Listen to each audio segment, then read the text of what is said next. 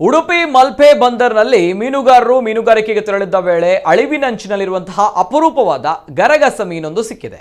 ತನ್ನ ಗಾತ್ರ ಮಾತ್ರವಲ್ಲ, ನೋಡಲು ಕೂಡ ಭಯಾನಕವಾಗಿ ತೋರುವಂತಹ ಗರಗಸ ಮೀನು ಬಂದರಿನಲ್ಲಿ ನೆರೆದಿದ್ದ ಮೀನುಗಾರರ ಗ್ರಾಹಕರ ಅಚ್ಚರಿಗೆ ಕಾರಣವಾಯಿತು.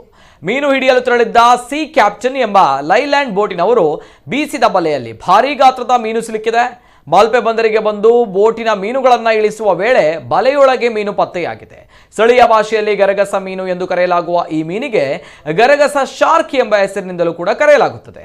10 ಅಡಿಗೂ ಅಧಿಕ ಉದ್ದದ ಮೀನಿನ ಬಾಯಿಯಿಂದ ಗರಗಸ ಮಾದರಿಯ ಮೊನಚಾದ ಹಲ್ಲುಗಳು ಹೊರಬಂದಿವೆ.